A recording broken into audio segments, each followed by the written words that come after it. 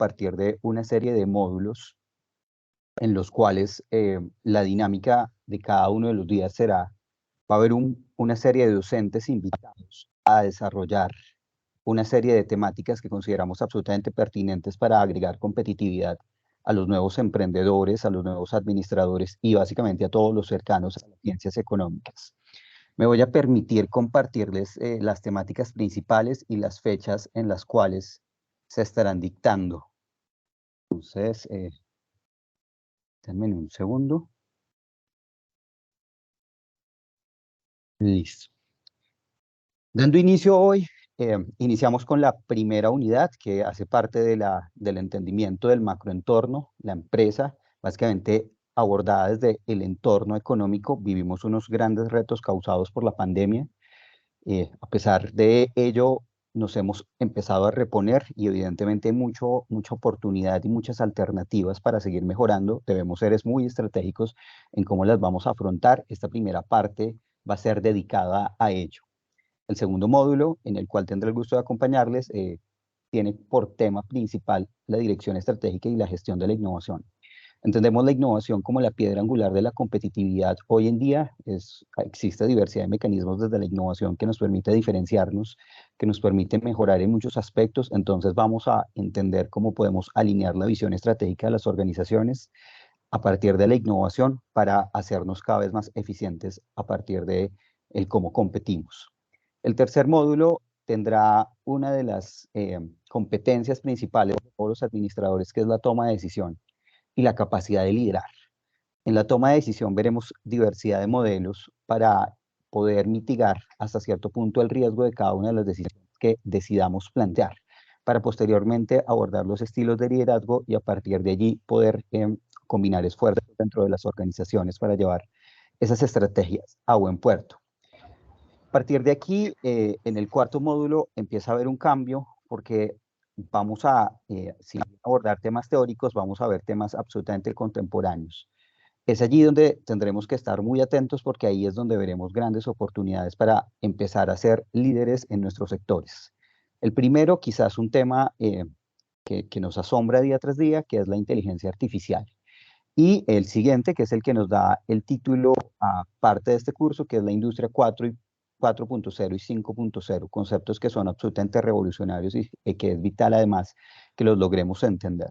Para finalmente llegar al módulo de mercadeo en donde se abordarán los temas de comunicación de valor. Sabemos es sumamente importante crear valor en todo el proceso de la gestión administrativa. En ocasiones no lo comunicamos de manera eficiente, entonces aquí veremos algunas estrategias justamente para dinamizar ese proceso y poder hacerlo de la mejor manera. Y finalmente habrá un espacio de consultoría para la entrega final. El objetivo básicamente con este encuentro es que en la región, y con la región me refiero a Latinoamérica, caso colombiano, y en el caso del capítulo de Bogotá, es que logremos formar en estas nuevas competencias que nos permitan abordar estas tendencias globales y destacarnos. Sabemos muy bien que es una ardua tarea por el proceso de preparación que requiere, pero también sabemos que tenemos el talento humano suficiente, tenemos equipos docentes muy capacitados y por supuesto tenemos unos grandes estudiantes que seguramente sacarán mucho provecho de todos estos elementos. Entonces, espero cada una de las charlas que vean y cada uno de los invitados que reciban terminen siendo de mucho agrado y de un gran impacto en su formación.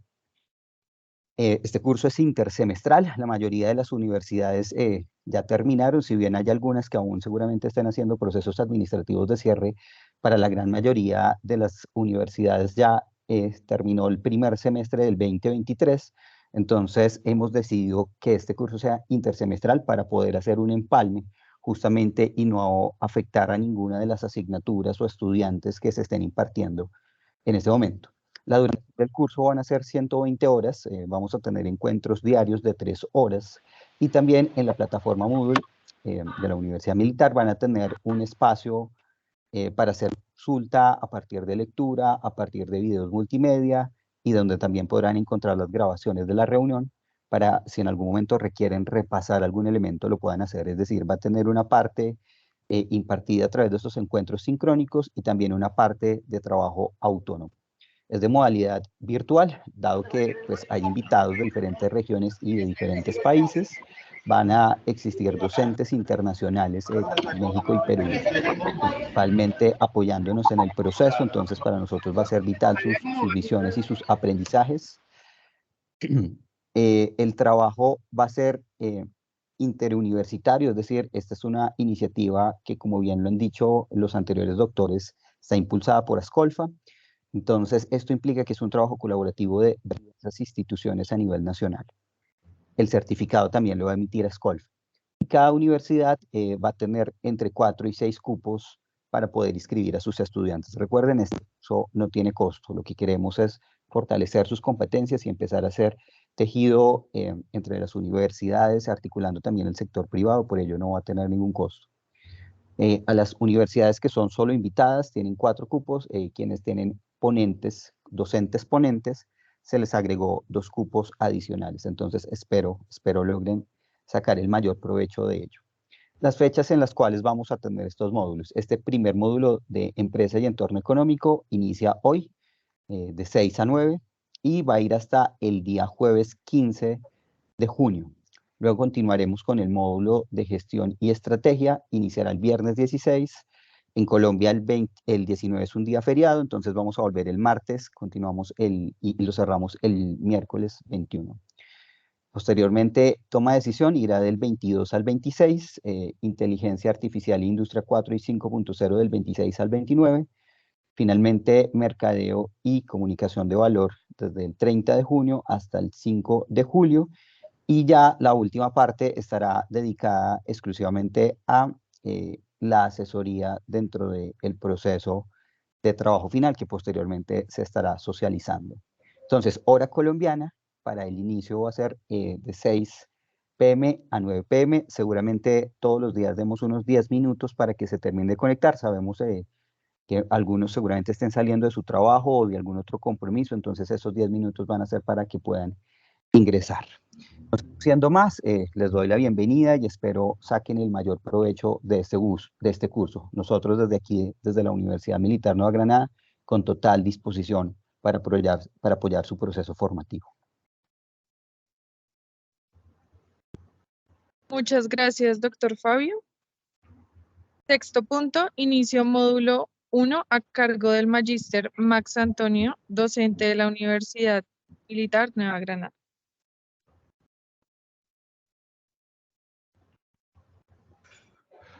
Muy buenas tardes, buenas noches para todos. Pido por favor si me confirman si se está escuchando bien.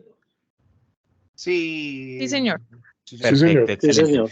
Bueno, ante todo, a todos los que están participando en este momento, les doy una cordial bienvenida, un saludo por parte de la Universidad Militar Nueva Granada y a todos los integrantes y participantes de que conforman este excelente grupo. Como ya nos lo ha hecho la presentadora y nuestro exponente anterior, que fue el profesor Fabio Alejandro Contreras, hoy iniciamos el primer módulo que se denomina, perdón, que se denomina empresa y entorno económico. Como lo decían, es el día de hoy, o sea, junio 13, 14 y 15. Tendremos 3 exponentes importantes, en este caso. El primero, que lo corresponde a un líder del área del DANE, es el doctor Luis Fernando Mondragón, perdóname, que ya se encuentra ya listo para presentarnos el tema de hoy. Él va a manejar el tema, lo que se llama construcción de las estadísticas del país como generador de valor para las empresas. Este primer tema está fundado por el impacto que tiene la información, las estadísticas y los datos, cómo se construyen dentro de esta institución. El profesor Luis Fernando Mondragón, dentro de su hoja de vida, lleva un determinado años dentro de esta empresa donde ha informado todo lo que genera.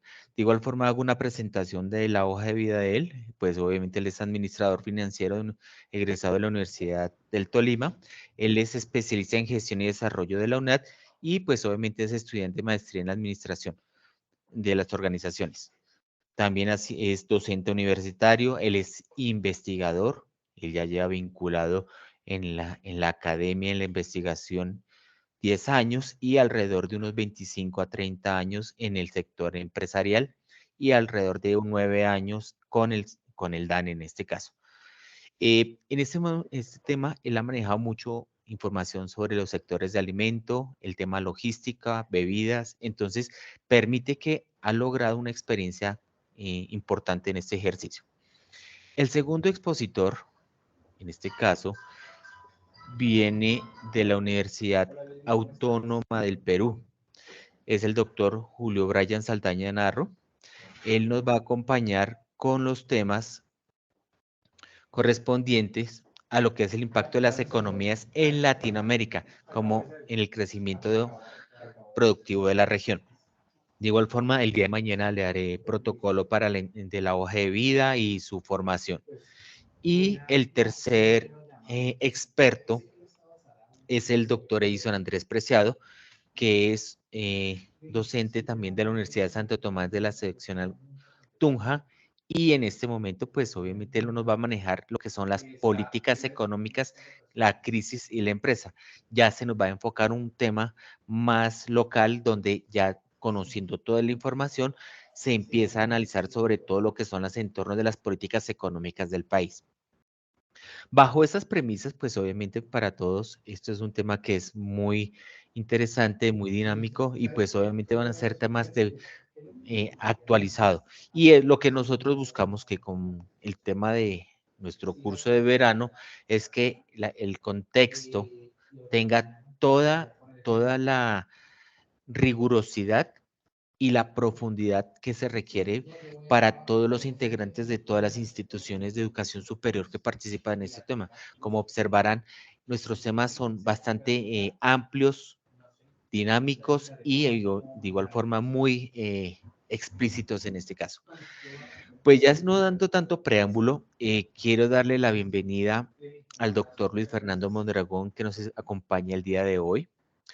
Él hoy va a desarrollar el primer tema sobre lo que son los indicadores macroeconómicos.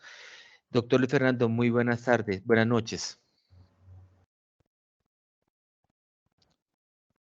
Doctor Max Antonio, tenga usted muy buenas noches y muy buenas noches a todo el escenario que tenemos a nivel nacional e internacional.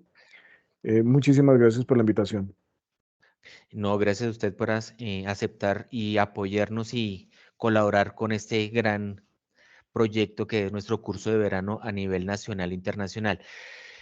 La idea de, como usted sabe, nuestro primer invitado y exponente y experto en el tema, ya no es dándole tanto preámbulo, sino quiero de una vez que usted ingrese el tema para que usted pueda abordar.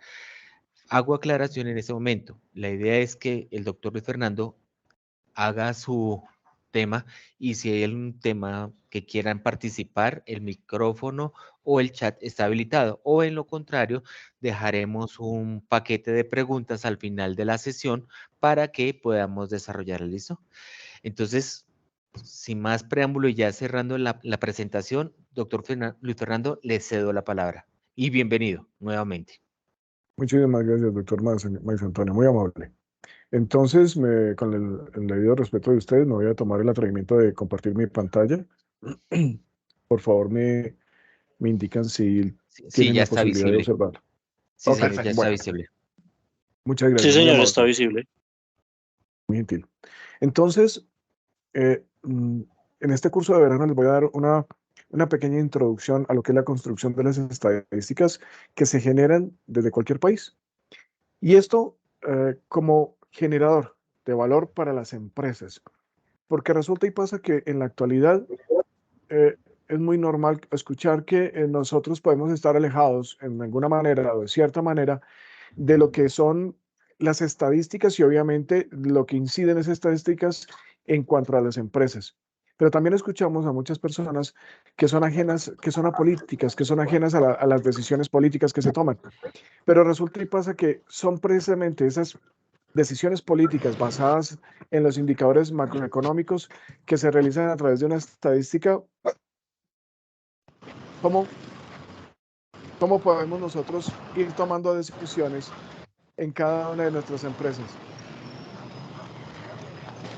¿Hay por ahí un micrófono abierto? Qué pena. Luisa Larrea, agradecemos por favor nos colabores con tu micrófono. Sí, qué pena, es que se escucha más. Listo, doctor, puede continuar.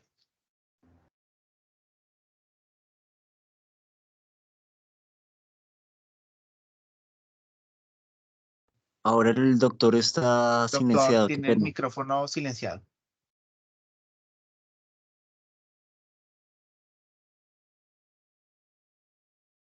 Silenciaron. ¿Ya me Listo, escuchan? doctor. Sí, señor, adelante. Gracias, muy amable. Gracias, muy amable. Ok. Resulta y pasa que nosotros podemos tener en cuenta muchísimas decisiones que pueden tomar los gobiernos, pero precisamente las decisiones más relevantes, las decisiones más importantes son precisamente las que se hacen tomadas en la información estadística. Aquí en Colombia hace muy poco acaba de salir el informe sobre inflación.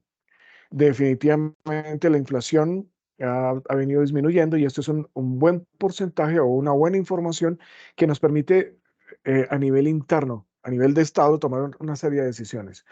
Más sin embargo, el tomar decisiones a la ligera, sin tenerla introspectiva o sencillamente no ahondar en lo minucioso de la estadística, permite incluso en algunos momentos tomar malas decisiones. Entonces, la estadística se comporta precisamente como lo dice Stable en su libro del 2012, en un conjunto de números. Sencillamente es una serie de números que nos van diciendo cómo se caracterizan diferentes aspectos a nivel nacional, de Estado ya, de la vida social, en donde se incluyan obviamente lo que es la producción, las relaciones políticas, la cultura, la vida cotidiana de los seres humanos. Y sencillamente se inicia con la recopilación de información. Esa recopilación de información, como se desarrolla en cualquier país, se analiza y se depura para hacer un análisis e interpretación frente a los datos numéricos relativos que ocurren de acuerdo al fenómeno que nosotros vayamos a analizar. Toda esta descripción muy argumentada de Stable, pues nos da sencillamente el argumento de cómo podemos nosotros analizar un fenómeno relativo.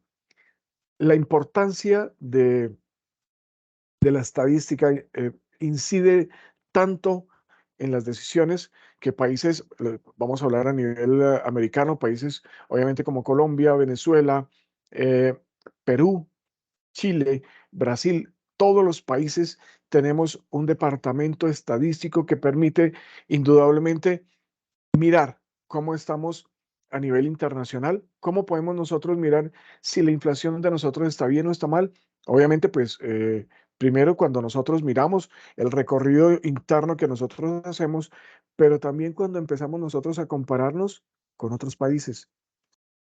Cuando ocurrió la pandemia, uno de los indicadores más críticos era precisamente el desarrollo y la evolución que teníamos de la inflación.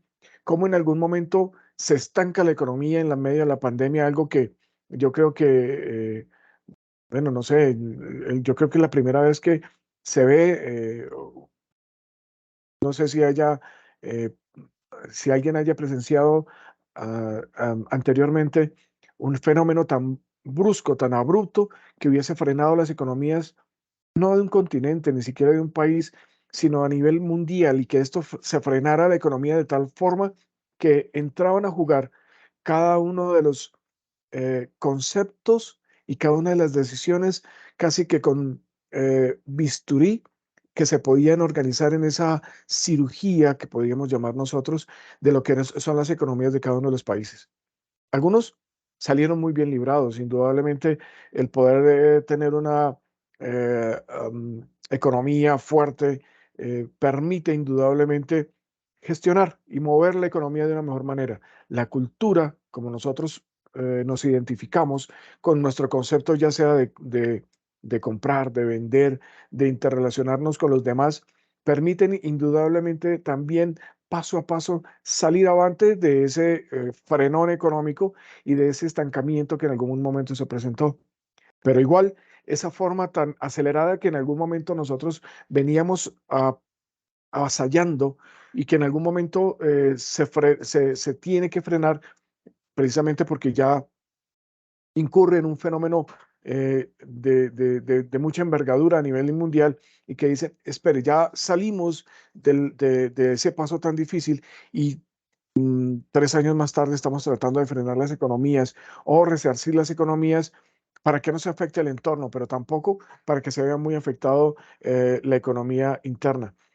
Hace poco, perdón, al inicio de, de la charla, hablaban precisamente de algo que yo quiero involucrar aquí, y es precisamente la innovación. De acuerdo al manual de Oslo que se escribió en el 2018 por parte de la OCDE, se entiende como innovación un concepto que es el implementar cambios significativos.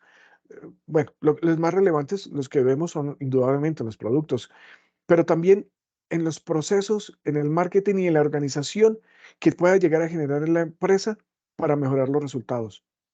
Y basados en esto, pues entonces ese manual de Oslo tiene un concepto, perdonen que me meta en algo que va diciendo de otros expositores, pero considero que esto sea una muy buena entrada para que empecemos a entender que hay unos tipos de innovación. Obviamente que habla de ese manual de Oslo, más adelante verán ustedes que vamos a hablar sobre otros tipos de innovación que radican en lo que son los productos, los procesos, las innovaciones organizativas y obviamente sobre mercadotecnia. Ya que vamos a hablar sobre lo que es el, el, la toma de datos y la estadística. Entonces, este es un pequeño brochazo que en algún momento van a ver ustedes en cuanto a lo que es el sector manufacturero. Pero ¿por qué traer el sector manufacturero? Porque resulta y pasa que el sector manufacturero aporta el 11% del PIB nacional. Bueno, eso fue en el 2019 y se encuentra se concentra en los municipios de categoría especial, es decir, en las grandes ciudades. Qué mal que se concentre únicamente en esos municipios, porque realmente debería estar presente a nivel nacional. Debería estar generando muchísimo más empleo, debería tener muchísima más presencia. Como ustedes lo van a poder ver muchísimo en la medida que ustedes vayan a ir tomando información del DANE. Una de las encuestas madre es la encuesta anual manufacturera y de ahí se desprende un pequeño hijo, que es la encuesta de desarrollo de innovación tecnológica y manufacturera, que está conformado, se analizó en el 2019 y en el 2018 con 7.528 empresas. ¿Y cuál es la relevancia? ¿Por qué traigo este tema y sobre todo de innovación? Porque el sentido, esta encuesta nos permite a nosotros entablar cuatro modelos, no, cuatro tipos de empresa. El sentido estricto innovador, el sentido amplio de innovación, el potencialmente innovador y las que no son innovadoras. Ese sentido estricto innovador son empresas que se han presentado a nivel internacional, son empresas que siempre están en disposición, bueno, muchas veces son las tecnológicas, obviamente, que siempre están tratando de renovar, de innovar, de cambiar. También muchas empresas que tratan en lo posible de interpretar ese significado de la cultura 4.0, de la industria 4.0. En este momento podemos tener muy claro ya en contexto, estamos en un ambiente universitario que nos permite indudablemente colocarnos en la contextualización que si la innovación es el brazo fuerte, ese apalancamiento que tienen las empresas para generar nuevos productos y nuevos tipos de negocio, indudablemente esto nos va a ayudar a entender cómo esa innovación permite cambiar la organización en los productos para no satisfacer una necesidad. Las necesidades ya vemos que incluso están satisfechas, la hemos creado, pero ahora hemos cambiado esas necesidades por experiencias. Entonces, la persona ya no espera que tenga sencillamente un producto aceptablemente bueno, que cumpla con ciertas condiciones que suplan sus necesidades. Ya el consumidor actual permite tener un contexto más amplio y obviamente recurrir a las necesidades, sí, primarias que él tiene, pero también adicional a cumplir una serie de expectativas y de experiencias que él necesita vivir. Ya vemos nosotros cómo las empresas ya no requieren solamente el tener una una visión de lo que es el cliente, sino entender qué es lo que él necesita.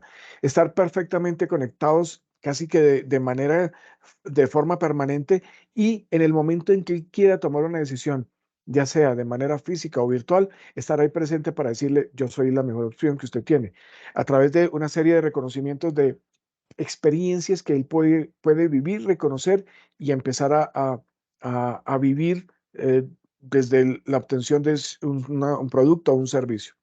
De ahí que eh, mm, las plataformas digitales sean o tengan una excelente reciprocidad de consumo frente a las nuevas generaciones, ya que conocen muy bien, entienden muy bien de qué está hecho el ente humano y cuáles son las experiencias que él quiere vivir, que sencillamente son visuales. El poder entender esto entonces ayuda perfectamente al acoplarse a este nuevo escenario. Este nuevo escenario permite que en el 2018 se identificaran 11 empresas, que es el 0,1%. Las empresas con sentido amplio son empresas que sencillamente están a nivel nacional generando innovación, invirtiendo en innovación, y son 1.561 empresas, el 20,7%. Las potencialmente innovadoras son empresas que están empezando a generar recursos para esa innovación y que en el 2018 se caracterizaron 278 empresas, el 3,7%. Esa información o esos datos pudieran ser muy relevantes, pudieran ser muy satisfactorios si no se presentaran eh, el dato de que las empresas que no son innovadoras, que no ven como la innovación como algo para adicionarse a su entorno, son nada más y nada menos que el 75,4%, 5.679 empresas. Esto pues nos permite a nosotros indudablemente ver cómo de una manera muy sencilla y de una manera muy amplia, las encuestas que se realicen y se desarrollan a través de cada una de las infraestructuras y cada una de las investigaciones que tiene el DANE, nos permitan a nosotros ir entendiendo cómo podemos ir manejando esta información y cómo vamos a ir viendo exactamente para dónde se dirige nuestro entorno. Pero aquí vamos a hablar del DANE y entonces aquí a nivel nacional, ¿qué datos se manejan? Pues los datos generales que se manejan están divididos en 3 grandes grupos. El primero de economía, el segundo de sociedad y el tercero de territorio. Pero ¿cómo están compuestos cada uno de ellos? Bueno, resulta y pasa que los temas generales de lo que hablan, el concepto de lo que es economía, hablan de comercio internacional, del comercio interno, de construcción. ¿Qué hablamos nosotros en cada uno de ellos? Pues del comercio internacional, qué tanto importamos y qué tanto exportamos. Y esto permite ser como base de información como la balanza comercial que nosotros tenemos. Perfecto. Pero también entender nuestro comercio interno. ¿Qué estamos manejando? ¿Cómo lo estamos manejando? Indudablemente, una muy, un fuerte sector que marca la tendencia y que nos sirve a nosotros como guía es el sector de la construcción. Este sector de la construcción prácticamente que es un indicador fuerte de la economía. En la medida que nosotros tengamos una muy buena, muy buen movimiento en el sector de construcción, vemos cómo nuestra economía se va a ir mejorando o cómo nuestra economía se va a ir moviendo, precisamente porque es en donde más incidencia o más eh, recursos se manejan, dado su infraestructura, pero también la mano de obra que se contrata, tanto especializada como no especializada. Una parte fundamental, indudablemente, de esa estadística son las cuentas nacionales, en donde vamos a ver un poco más adelante cómo podemos ir viendo esos indicadores. Está el Producto Interno Bruto, está el índice de precios al consumidor, el índice de precios al productor, está el de precios y costos, que en algún momento nos puede nosotros ir ayudando a generar esa visión general de lo que puede llegar a ser el país. Las encuestas económicas producen una serie de datos y una serie de expectativas que nos permiten a nosotros indudablemente ver cómo se mueven los sectores de la economía, el sector financiero, el sector de las importaciones, el sector de la construcción, de la manufactura, del desarrollo tecnológico. Cada uno de los sectores de los que estamos hablando, tanto economía como en sociedad como en territorio, todas ellas tienen nuevos, eh, nuevos proyectos de investigación, y estos proyectos de investigación son los experimentales, en donde indudablemente nosotros podemos, en ese sector del DANE, poder ir viendo cómo se desarrollan muchas nuevas investigaciones de acuerdo a las propuestas que se hacen tanto a nivel nacional como a nivel internacional. Ya muy específicamente vamos nosotros a mirar cómo cada uno de los sectores se ven representados. Entonces está el sector industrial, el sector del mercado laboral, que afortunadamente vemos que el último dato que preciso produjo el DANE sobre el desempleo ha ido disminuyendo, pero también cómo se está generando, cómo se conforma ese mercado laboral, y vemos cómo precisamente las empresas manufactureras están disminuyendo, y por ende, obviamente, el mercado laboral que se desarrolla en cada uno de ellos. Otro sector bastante relevante y bastante importante es el de precios y costos, en donde se determinan a través de una canasta el precio de, por ejemplo, de construcción, qué tan relevante o qué tan costoso está siendo la construcción de vivienda y la construcción de grandes infraestructuras a nivel nacional. Y los costos como de los cigarrillos, costo de los licores, que ha sido bastante polémica, en donde se establece eh, la, la base sobre los licores a través y que sirven como fundamento para la liquidación de impuestos, que estos impuestos son unos que son directos con el producto, y otros que se derivan directamente del porcentaje de alcoholimetría que tienen cada uno de ellos. Los servicios tan relevantes y tan importantes, en donde podemos hacerle seguimiento y que han dado mucha controversia últimamente, sobre todo con las propuestas que se realizan y se desarrollan a través de nuestro presidente de la República, como son los servicios. Una parte fundamental es precisamente la tecnología e innovación. ¿Por qué es importante? Porque resulta y pasa que, como estábamos hablando ahorita, la innovación no solo el desarrollo tecnológico que podamos implementar.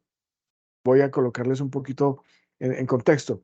El simple hecho de colocar un computador en una oficina no requiere que sea, pues sí, es un desarrollo tecnológico, pero quizás no es algo innovador.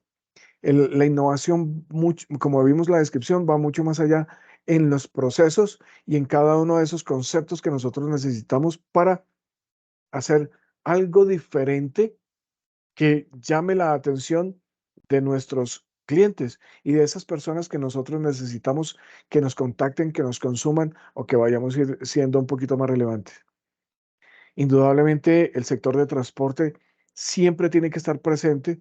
Es la logística interna que nosotros tenemos, pero también esa logística externa que nos sirve de apalancamiento para generar exportaciones, importaciones, y cómo se va manejando. De hecho, a través de la incursión que tuvo Colombia en la OCDE, por decisión del expresidente Juan Manuel Santos, eh, nos hemos dado cuenta cómo tenemos una falencia no solo en la infraestructura, sino en el desarrollo de algunos procesos y procedimientos que nosotros tenemos desarrollado o hemos desarrollado tanto en los puertos como en las zonas francas, como también en cada uno de los pasos que están interrelacionados. En cuanto a la sociedad, parece increíble, pero resulta y pasa que nuestra cultura, el consumo de la cultura, el consumo y el desarrollo de la misma, nosotros podemos establecerlo a través de una serie estadística. A pesar de que a primera instancia podríamos ver que la cultura y los números no tienen mucha relevancia, nosotros podemos ir mirando cómo el desarrollo cultural que nosotros vamos a ir teniendo y el consumo de esa cultura podemos irlo midiendo para poder tomar decisiones a nivel general y a nivel nacional de las empresas, cómo apoyarlas, cómo mejorarlas e indudablemente cómo invertir en ellas.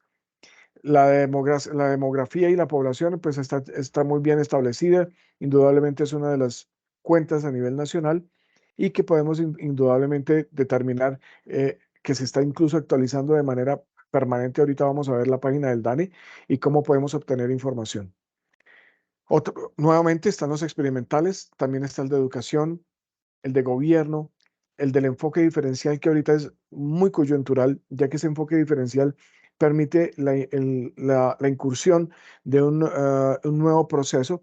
En algunos momentos diría alguien que la creación hace pocos meses del Ministerio de la Mujer y de la Equidad sencillamente resultó como un capricho, pero realmente el enfoque fue precisamente desarrollado en un enfoque diferencial a través de una estadística en donde se determinó que Colombia todavía tiene un retroceso, tiene una falencia, una falta de presencia del Estado frente a esos sectores como las mujeres, como el LGTBIQ+, como los afrodescendientes, que en algún momento nosotros podemos enfocarnos y ver de una manera muy diferente cómo hacen falta mucho apoyo para ellos, y de ahí nace la idea de desarrollar el Ministerio de la Equidad. El desarrollo de la investigación de pobreza incluye bastantes investigaciones, entre ellas el de habitantes de calle. Es una de las investigaciones, yo creo que más sensibles a nivel de sociedad que nosotros podemos entender y que podamos ir conociendo. Todo esto genera una serie de datos y de información bastante relevante y bastante sensible frente a lo que nosotros podemos ser como sociedad. La participación de la salud ha sido un tema bastante álgido y que quizás no hemos tenido muy en cuenta esa estadística que el DANE otorga y la información que se otorga. Lo mismo que de seguridad y de sensación que nosotros tenemos de seguridad. Y por último, indudablemente no menos importante, viene la de territorio, en donde hablamos sobre lo que es el medio ambiente, la geoestadística, la información regional, la información agropecuaria y todos esos nuevos conceptos territoriales que nosotros podemos tener. El DANE proporciona una serie de información que nosotros podemos tomar como nosotros la necesitamos, tanto de forma de mapas, como lo que estamos viendo acá, en donde nosotros podemos ver con base en el 2015, que es los estudiantes de administración y los de economía, podemos ver cómo el año base para la toma de decisiones es el año 2015. Podemos ver cuál es el PIB por habitante en Colombia a través de esta información, el PIB por habitante en el 2016, en el 2017, y el último que se toma es el del 2018. Pero resulta y pasa que si nosotros nos damos cuenta, está concentrado en los grandes departamentos y hay una forma un poquito más sensible de poder integrar no solo el PIB por habitante, que sea de los grandes departamentos. Esto no es que sea malo. Lo malo es que como hablaba el Plan Nacional de Desarrollo de Juan Manuel Santos cuando nos dio la presentación de su Plan Nacional de Desarrollo, el departamento del Chocó tiene un PIB del 3% de la ciudad de Pereira. ¿Cómo podemos nosotros entonces integrar ese departamento del Chocó, aunque pues eso ha generado y generará siempre muchas diferencias? ¿Cómo poderlo integrar a nivel nacional y quizás de alguna manera poder darle solución a que un departamento tan rico y tan relevante como el Chocó a nivel nacional tenga una mejor presencia. Esta es la referencia que se tuvo sobre lo que era el libro y la definición de estadística. Esta es la página principal del DANE, en donde nosotros vamos a tener la relevancia, por ejemplo, de la población total, 52 millones de habitantes, el PIB está del 3%, en donde indudablemente hemos llegado en el primer trimestre a la meta, más sin embargo el año recorrido va un poco más avanzado, a pesar que eh, las medidas inflacionarias que hemos tomado pues ha tratado de reducirse y vamos a mirar cómo con la lectura de estas estadísticas en algún momento el gobierno empieza a tomar y a tornar a variar esa intermediación que se puede generar a través de las tasas de interés. El índice de precios del consumidor ha tenido una poca relevancia en cuanto al 0,43 en cuanto al mayo del 2003 y la variación anual del índice de precios del productor pues ha tenido una disminución del menos 1,43. Como les hablaba, el total nacional ahorita en abril del 2023 fue el 10,7%. La tasa de ocupación es del 57,7%. Esto es algo que se está incursionando una nueva investigación sobre la población LGBTQ+, de 472.000 personas se considera a nivel nacional. Obviamente se toman es una muestra y esto todavía tiene muchas variables en las cuales nosotros podemos ir mejorando en la medida que se va especializando un poquito más la investigación. El total de micronegocios en las cabeceras municipales en el primer trimestre del 2023 es de 3,4 millones, que basa muy bien en cuanto a la estadística que se tiene de relevancia en cuanto a lo que son los datos que nosotros necesitamos para presentar frente a la OCDE y obviamente todo el desarrollo. Pero ¿en dónde encuentro o cómo hago yo para ubicarme, para encontrar, para gestionar toda la información que tengo del DANE? Bueno, resulta y pasa que en la página principal del DANE, que es esta, nosotros nos podemos ubicar en la única que es de color diferente, de color grisáceo. Cuando nosotros colocamos el cursor, entonces podemos identificar los tres grandes segmentos, como lo podemos ver en la medida que cuando yo me ubico ahí, aparecen en columnas lo que son las económicas, la de sociedad y el territorio, y cada una de las temas generales en donde nosotros podemos ir investigando. Pero resulta y pasa que si yo voy a colocar un ejemplo, me voy a precios y costos, algo que de pronto yo conozco un poquito, entonces les voy a hablar de qué es esto. Aquí en precios y costos entonces está el precio de venta al público de artículos de primera necesidad. Bueno, esta investigación fue creada durante la pandemia y los datos que se recopilaron quedan aún están colgados aquí en la plataforma.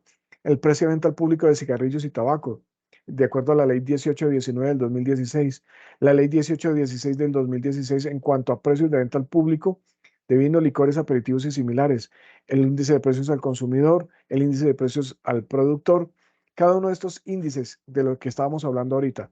Y, por ejemplo, estos de construcción, los costos de construcción de edificaciones, conocida como ICOSEF, el costo de construcción de obras civiles, como ICOSIP, y el costo de construcción de costos de construcción pesada, que maneja una canasta de servicios en donde está todo lo que es la construcción, todo lo que se utiliza para construir grandes obras y en donde están inmersos obviamente todo lo que es la infraestructura de construcción pesada, que están las retroexcavadoras, la maquinaria amarilla, todo eso, ¿qué índice, cuánto nos cuesta a nosotros, qué tan viables somos? Pero ¿cómo sabemos nosotros si estamos bien o estamos mal? Pues porque sencillamente en relación con la OCDE y que incluso por acá hay un indicador que es el de precios promedio de adquisición de productos, que eso es a nivel OCDE. Vamos a ver y a compararnos cómo estamos a nivel internacional. Yo creo que los estudiantes de economía y de administración han podido escuchar ese indicador de la McDonald's. Y es que en algún momento se tomó por allá en los años 80, 90, el precio de la McDonald's a nivel mundial cómo estaba, es decir, si voy a colocar un ejemplo, si en Estados Unidos la Big Mac cuesta $1.30, ¿cuánto cuesta acá? Ah, aquí cuesta $1.90 y entonces empezamos a comparar los artículos que se consumen en Estados Unidos al precio que tiene de consumo con relación a lo que nosotros tenemos. Esta es una forma bastante interesante de nosotros podernos comparar frente a los demás. Obviamente uno de los indicadores más relevantes y es el índice de precios del consumidor que está a nivel internacional, lo mismo que el IPC. Bueno, ahora bien, ¿cómo hago yo para obtener información del DANE? El DANE nos permite a nosotros tener varias información. Y una de las informaciones es a través de los microdatos y a través de los metadatos. Los metadatos son esa información que tenemos a nivel macro. Entonces, vamos a hablar de índice de precios del consumidor. Eso es un metadato que indudablemente captura muchísima información, sobre todo de lo que son precios y costos. Entonces va inmerso todos esos datos que tenemos relevantes. Y el microdato entonces permite indudablemente ser un poco más explícito. Voy a colocar un ejemplo. El metadato indudablemente habla sobre economía, pero el microdato, como lo vemos aquí, habla de lo que es comercio internacional, de comercio interno, de construcción, de industria, del mercado laboral, de precios y costos, de salud. Y cada uno de ellos tiene, obviamente, una serie de investigaciones que nos permiten a nosotros estar o traer esa información. Entonces, el comercio internacional son estadísticas que traen históricos tanto de las exportaciones como las importaciones de bienes y servicios. Sirve como base de la balanza comercial y el movimiento exterior de las mercancías en las zonas francas colombianas. Obviamente le da a uno la tasa de apertura de las exportaciones y de las importaciones. Y como nosotros podemos ver, hay estadísticas de exportaciones de 1970 a 1990, del 2005 al 2010, del 1991 al 2004. Y en cada uno de ellos, entonces, podemos nosotros involucrarnos y empezar a identificar exactamente qué es lo que vamos a ver. Y en cada uno de ellos dice, ok, el alcance, es decir, desde dónde hasta dónde va. ¿Por qué empezamos nosotros a ver, por ejemplo, para este caso, que son del comercio internacional, estadísticas de exportación del 91 al 2004, ¿cierto? Registros administrativos, es una serie de datos. ¿Desde dónde hasta dónde va? ¿Por qué surge esta investigación? ¿Por qué vamos a recopilar información de las exportaciones? ¿Cuáles son las variables? ¿Cuántas variables hay? ¿Cierto? ¿Qué cobertura tiene? ¿Cuántas empresas están involucradas? ¿En dónde vamos a hacer presencia? Entonces, dice aquí que las estadísticas de las exportaciones abarcan todo el movimiento legal, obviamente tiene que ser legal, de las mercancías que se mueven vendidas a nivel nacional a otros países y a las zonas francas por dentro del territorio económico nacional. Recordemos que la definición que tiene el decreto 1165, que está con vigencia en la actualidad, dice que la exportación es sencillamente la salida de mercancías del territorio aduanero nacional hacia otro país o hacia una zona franca, o de una zona franca hacia el territorio aduanero nacional. Entonces, basados en esa información, empezamos a mirar exactamente cómo puede tomarse en cuenta toda la información que tiene, tanto de la salida de mercancías a otros países o de las zonas francas dentro del territorio aduanero nacional. ¿Qué otros datos nos dicen? Bueno, desde cuándo viene a estar recopilando, cada cuánto se recopila. Esto es de índole mensual, ¿cierto? Y los datos que nosotros tenemos. Entonces aquí, perdón, aquí hay una descripción de cómo vamos nosotros a tomar la información, ¿cierto? A quiénes les preguntamos y cómo se hace el procesamiento de datos y los indicadores que tiene el DANE para la calidad de la información que se tiene. Ahora bien, aquí hay una pestaña que dice obtener microdatos. Y resulta y pasa que nosotros podemos obtener los microdatos a través de archivos CSV, archivos XLM o una serie de información. Aquí incluso está aquí presente. Mire, aquí podemos tener las exportaciones de cada uno de los años independientes, pero, caramba, ¿será que yo puedo tomarme esa, esa información y manejarla y descargarla? Claro, si nosotros tenemos una información o un equipo que soporte ese movimiento de información y datos, genial que nosotros podamos hacerlo. Pero resulta y pasa que, hombre, yo necesito manejar toda esa información a través no sé, a través de un programa como R, como SPSS. Entonces, ¿yo qué hago? Bueno, eh, hay un área dentro del DANE que se llama Servicio al Ciudadano, en donde yo puedo llegar a decirle al DANE, ok, yo estoy haciendo una investigación, este es el código que yo tengo en R para analizar información y yo quiero bajar información de la base de datos y empezar a procesarlo. Yo puedo ir al DANE, descargar esa información y manejar esa información. ¿De dónde tenemos nosotros mayor información? Pues obviamente de acuerdo a la estadística que yo voy a ir manejando. Cada una de ellas, indudablemente de los microdatos que yo voy a ir necesitando. Cuando yo voy a seleccionar cada uno de los temas generales, pues entonces me aparece aquí, dice datos abiertos, microdatos y metadatos. Y aquí cuando yo ingreso, pues entonces es donde estábamos nosotros inicialmente y poder identificar no solo los metadatos y los microdatos, sino sencillamente cada una de las investigaciones que tiene disponible el Departamento Administrativo Nacional de Estadística. No sé si hasta el momento haya alguna pregunta, alguien por ahí alguien levantó, James Warren. Hola, sí, buenas noches, doctor Luis Fernando. No sé si me escucha. Perfectamente. Ok, muchas gracias. Tenía una duda a medida que empezó a compartirnos la información sobre el DANE, sobre la vigencia de esa data. Es decir, cuando usted hablaba de que había información del 2015, 16, 17 y estimación 18, mi duda es eso a nivel competitivo, a nivel global, con los demás países, por lo menos de la región. Es normal tener ese retraso, digámoslo así, en la información cuando hay hubo una pandemia, un evento, como usted lo describió al principio, tan impactante en toda la economía global. Pues los datos de innovación y demás, pues evidentemente van a ser muy diferentes. No alcanzo a saber si peores o mejores que aquella información que usted nos compartía.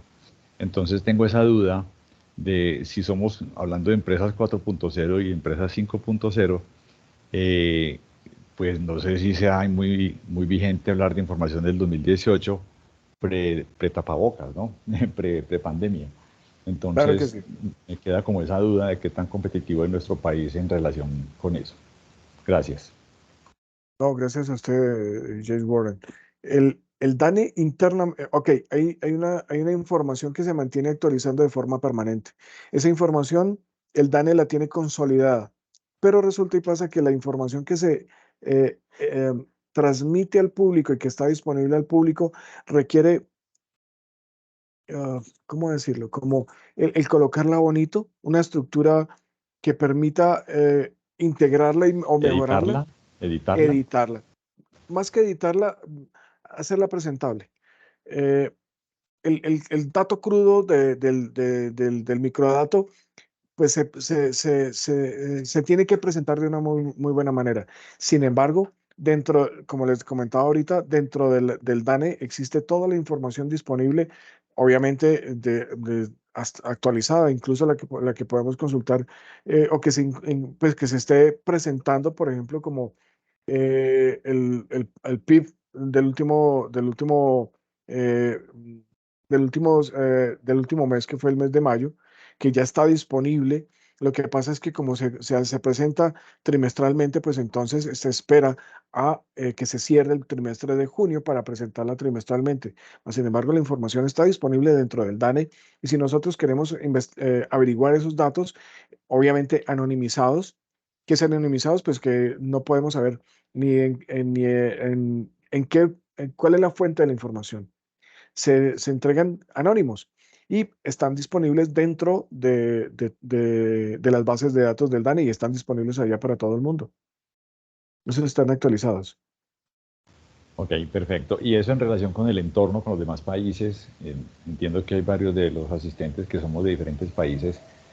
Colombia es ágil en esa recolección, consecución y, bueno, no digamos edición, sino producción bonita de información. Estamos como actualizados, somos up to date a nivel como regional. Sí, señor. Efectivamente, de hecho, uno de los compromisos que tiene instituciones como el DANE, precisamente frente a organizaciones como la OCDE, es de presentar esa información. De hecho, en este momento se está terminando la de PPA, que es la de precios promedios de adquisiciones de productos de primera necesidad, que es una investigación específica, clara y llana de lo que es únicamente una directriz de la OCDE, y en donde nosotros nos vamos a comparar frente a toda la información que se tiene a nivel mundial de países que integran la OCDE. Entonces, esa rigurosidad estadística y esa rigurosidad tanto de recolección, análisis y producción de información está al día, eso es casi que emitida de forma permanente. Obvio, en algún momento quien genera la información general de la OCDE, pues obviamente es la Organización para la Cooperación del Desarrollo Económico, y quien tiene la particularidad de recopilar la información a nivel mundial y determinar exactamente las posiciones y el análisis correspondiente a nivel mundial.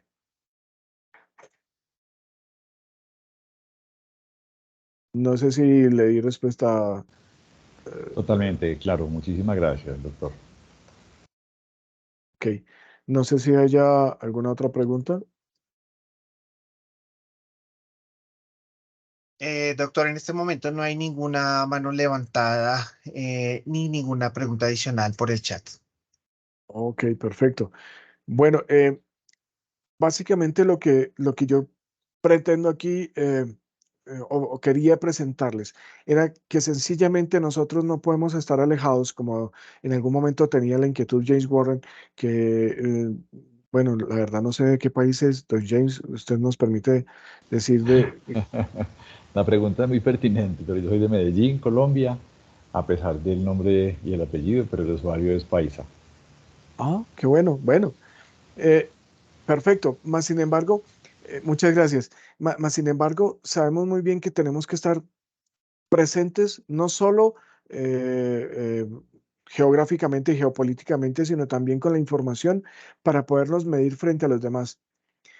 Los datos de Colombia frente, por ejemplo, a lo que es educación financiera del 2014 han sido lamentables, y pues el discurso de Juan Manuel Santos en ese momento, cuando ocupamos el puesto número 216, dijo, pues lo bueno es que de aquí no podemos, no nos puede pasar nada peor. Lo bueno es que podemos ir haciendo muchas cosas que nos ayuden, pero desafortunadamente en cuanto a educación financiera, que es uno de los ejemplos, no hemos tenido un mayor avance, aún seguimos ocupando los últimos puestos. Y es precisamente porque considero, eso sí es a título personal, esto no tiene nada que ver ni a decisión del gobierno, ni más faltaba, hablo como Luis Fernando Mondragón, quizás investigador de una universidad, en donde nosotros podemos ver que hace falta mucha desarrollo, tanto interno a nivel nacional como a nivel educativo, tanto en los colegios y en las universidades, de esa educación financiera, y cómo poder ser un poquito más competitivos a través de esas mediciones. Eso es un claro ejemplo de cómo nosotros tenemos que ir mirando cómo nos medimos con los otros países, qué información resultan de esos otros países y cómo ir mejorando. Obviamente, no solo a nivel personal, sino también a nivel organizacional, precisamente poder tener en cuenta cómo nosotros podemos ir avanzando. El querer o no querer ver los datos estadísticos, pues depende de cada uno. Mas, sin embargo, yo recuerdo que cuando yo estaba muy pequeño, tardé casi una hora en explicarle a mi mamá por qué la variación del dólar nos afectaba tanto. Hoy en día mi mamá me da clases sobre macroeconomía, es ella la que me dice, mire cómo está de caro el dólar, cómo es. Es decir, ya ha cambiado muchísimo la perspectiva y la visión que se tiene de esos datos macroeconómicos y qué bueno que podamos no solo verlos, sino entenderlos y empezar a escudriñar un poquito más. Qué bueno que todos pudiéramos mirar que esa evolución que ha tenido, por ejemplo, el PIB, tiene cosas un poquito más por abrir, por cortar, por meternos en esa descripción que nos da el dato general. Si no hay preguntas, les agradezco muchísimo y quedo en sus manos, doctor Max Antonio.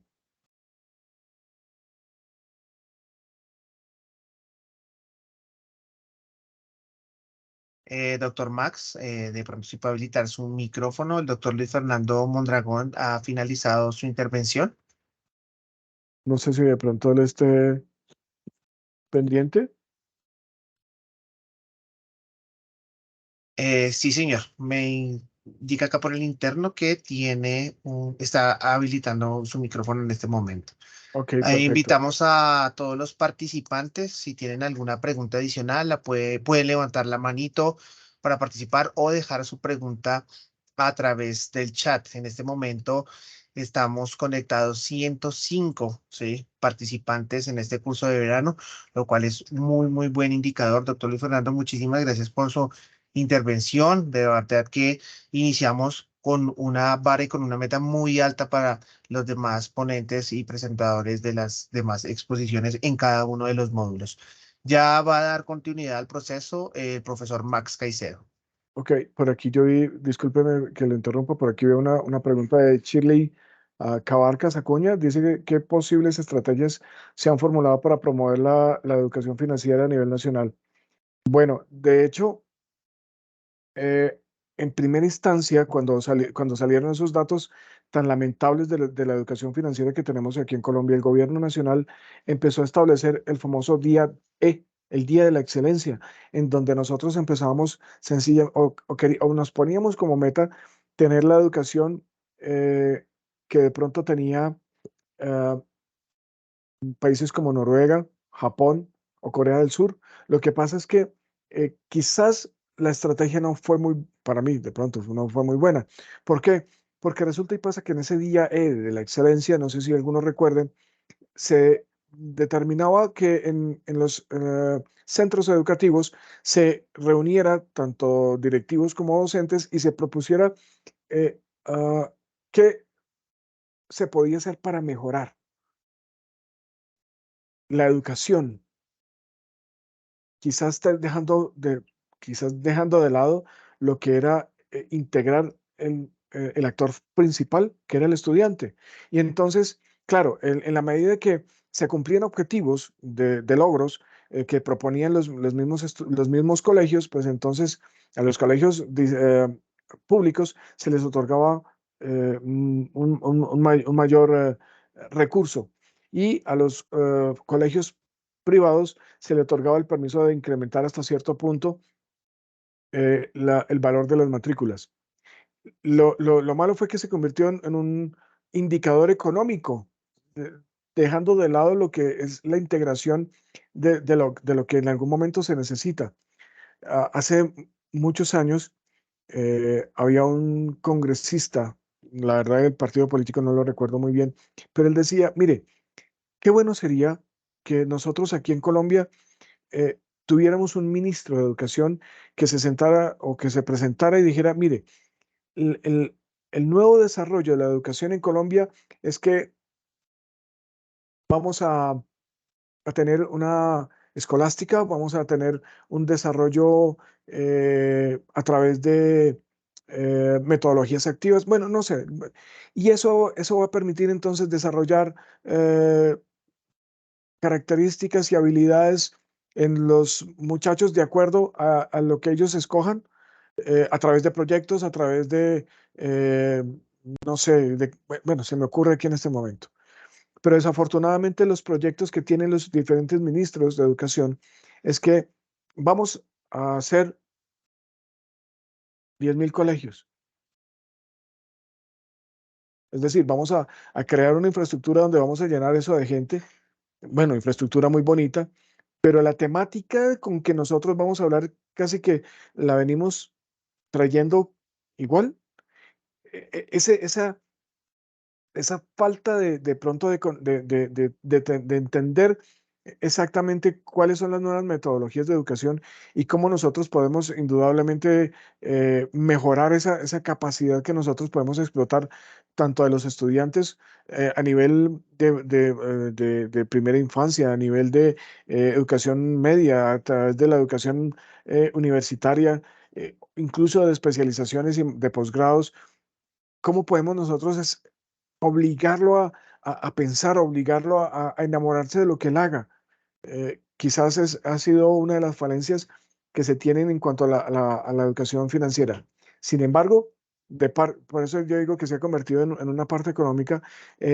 Los bancos hoy en día se han dado cuenta que tienen un espacio muy grande para poder intervenir y que son esas personas que en algún momento no han o frente a las organizaciones financieras de pronto no han sido, no son muy bien vistas y entonces permiten indudablemente generar las famosas fintech, financial technology, que es la descripción de la fintech y que en algún momento se ha desarrollado.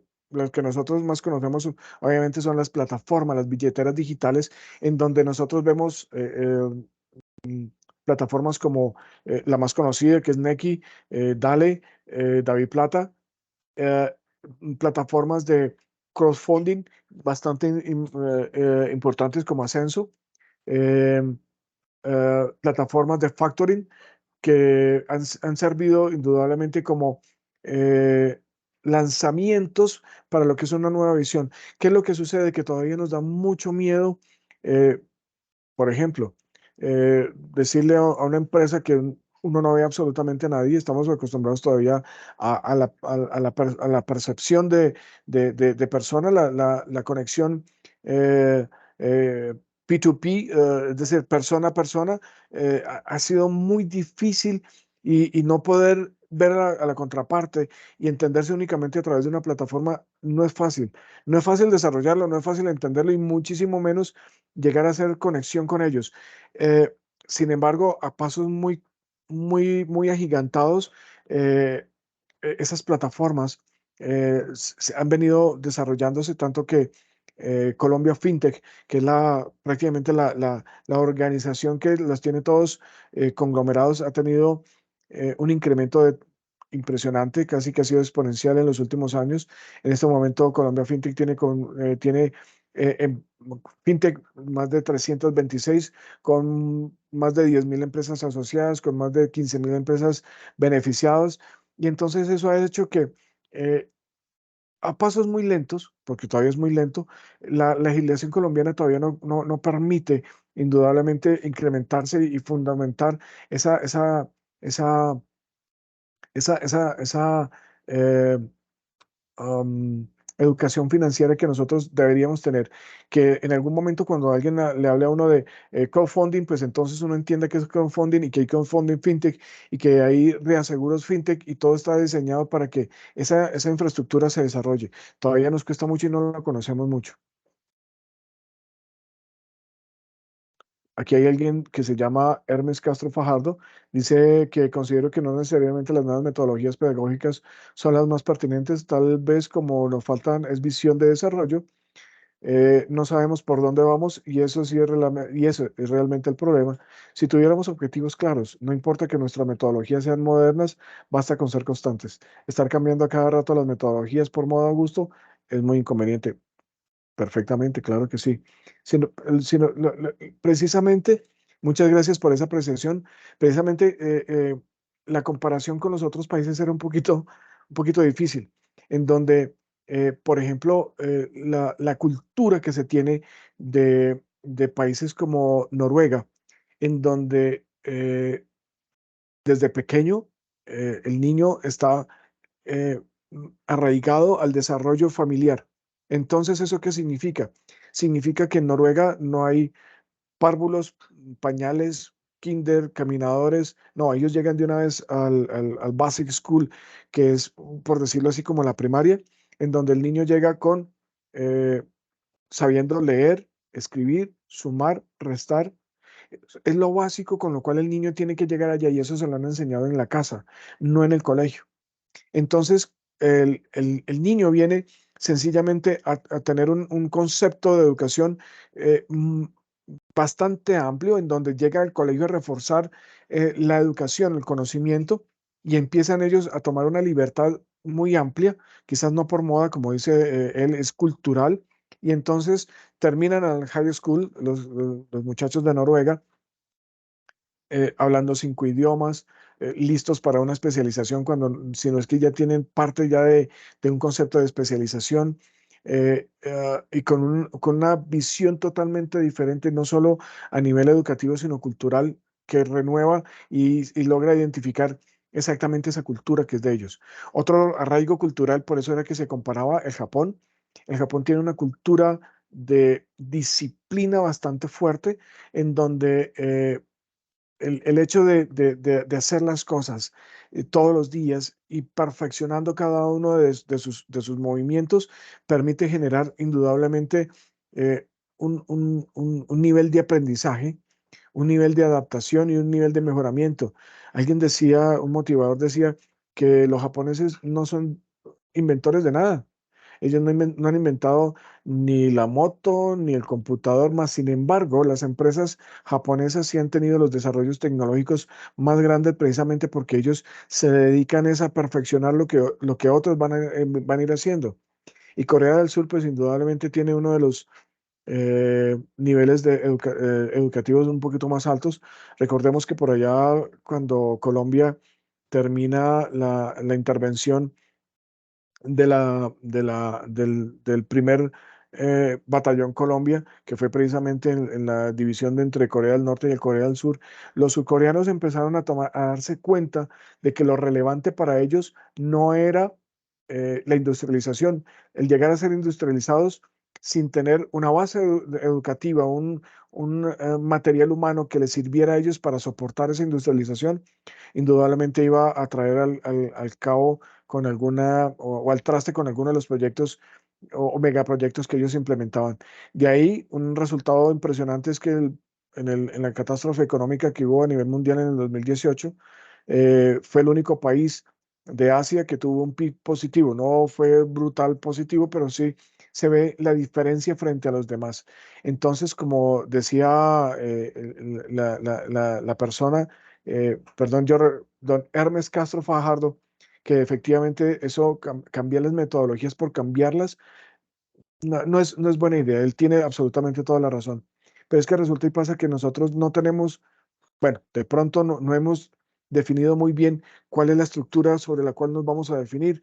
Entonces, no, lo que se enseña en el Chocó, en una escuelita, no es lo mismo que se enseña en Barranquilla, en una escuelita del mismo nivel, y no es lo mismo que se enseña en Medellín o en Pasto, y eso hace que esas diferencias de conceptos y de conocimientos sea un poquito más difícil que nos volvamos o que seamos más integrales y que la educación financiera o cualquier educación, cualquier distribución de información o de aprendizaje sea un poquito más difícil. No por lo que usted tiene toda la razón.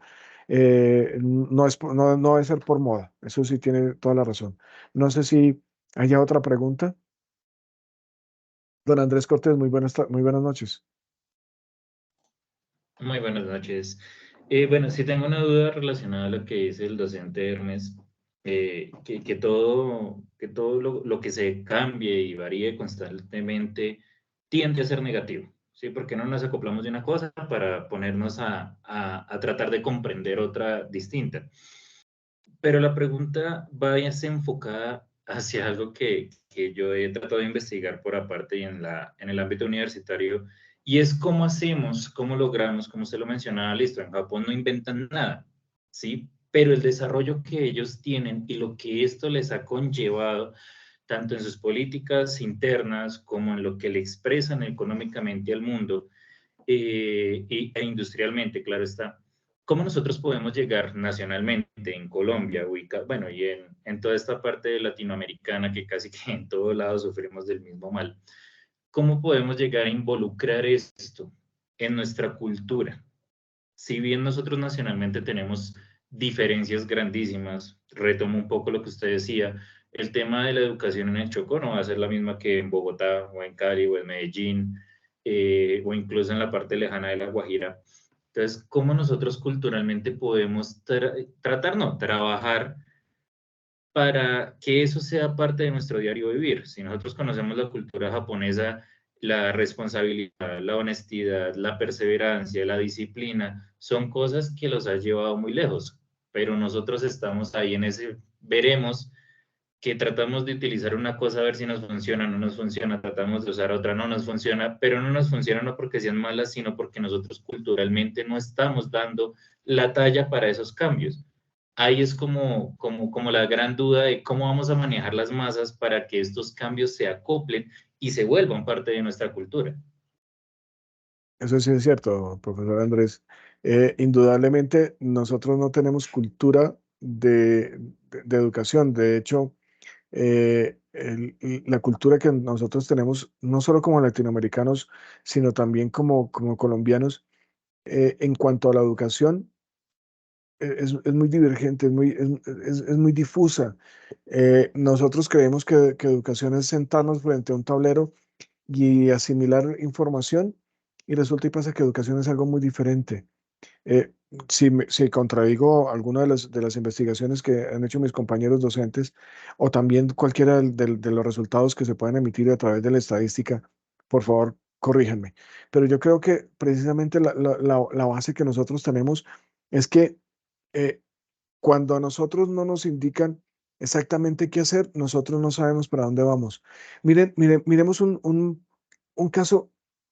A mí me encantaba, pueda que como ser humano, como cualquier ser humano, Antanas Mockus haya tenido muchísimas falencias como ser humano, porque pudo haberlas tenido, pero indudablemente nos enseñó algo fundamental, la cultura. Y a través de la cultura, que al principio todo el mundo se reía como nos colocaba payasos, nos colocaba alguien que nos hacía ver, hacía relevante nuestros errores que cometíamos culturalmente, nos iba educando y formando, al momento en que en algún momento fue el que nos enseñó a utilizar el cinturón de seguridad, fue el que nos enseñó por dónde se deben cruzar las calles, que son por las cebras peatonales. Sabemos, de ahí en adelante empezamos a conocer que era una línea de pare y una zona peatonal. De esa manera, indudablemente podemos ir apropiándonos de nuestra propia cultura. Lo que pasa es que no es posible cuando nosotros no tenemos como esa continuidad de nuestro proceso cultural, y eso dificulta indudablemente la toma de decisiones que se pueden llegar a tener en algún momento. Aquí hay una pregunta bastante interesante de Joana Parra. Dice, dentro de las variables que tiene el DANE respecto al indicador de educación financiera, ¿contempla también el aporte que hacen las empresas financieras en cuanto a las acciones de responsabilidad social enfocadas a este tema? ¿O solo relaciona la educación financiera desde el sistema educativo? Eh, a las instituciones, a las empresas financieras, no las mide. ¿Y cómo nos damos cuenta? Porque resulta y pasa que cuando nosotros vamos a hablar sobre apalancamiento, sobre financiación, entonces sí tomamos efectivamente qué tanto nosotros nos vemos involucrados frente a la relación que tenemos con, con los, con las entidades financieras. Me voy a tomar el atrevimiento, no sé si sea mucho descaro, regálame un segundo, de presentar precisamente una parte que en algún momento se realizó una investigación, estoy hablando como docente, y que en algún momento se tuvo en cuenta. Esta es una presentación que se hizo en en otra oportunidad que tuve la oportunidad de estar en Ascolfa, en donde se hablaban precisamente de unos sectores que más invertían en innovación. Esto fue hace más o menos unos 2 o 3 años, y en donde se veía cómo las empresas se apalancaban, precisamente enfocadas a la innovación. Esto únicamente se hablaba de innovación, y se hablaba que precisamente las empresas a nivel nacional, sobre todo las pequeñas, el 78.9% se apalancaban con recursos propios.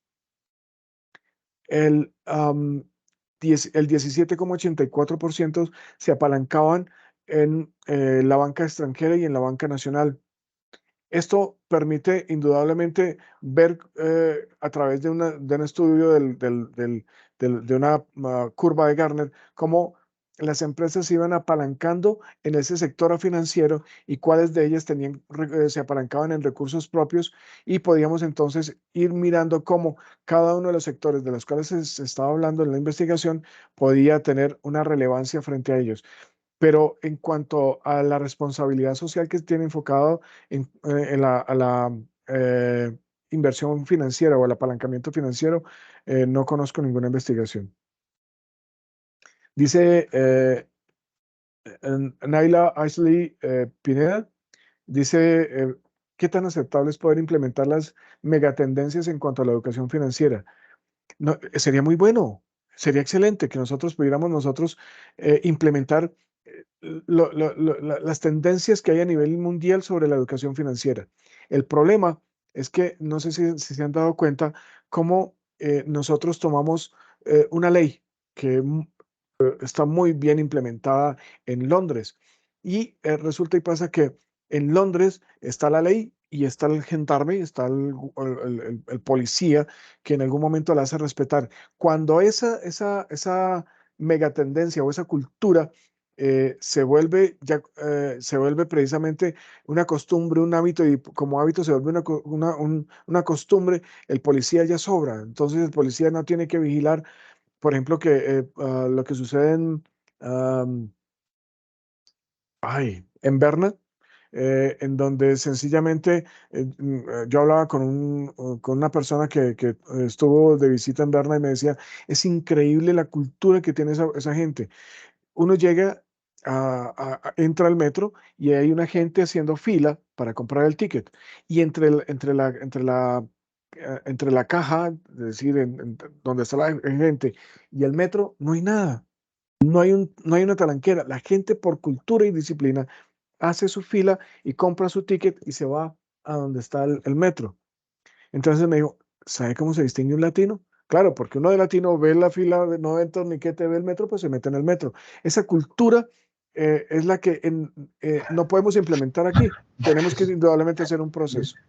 Ahí, perdóneme, pero ahí él aporta una cosa que interesante. Ahí habla sobre todo lo que es el tema de la idiosincrasia.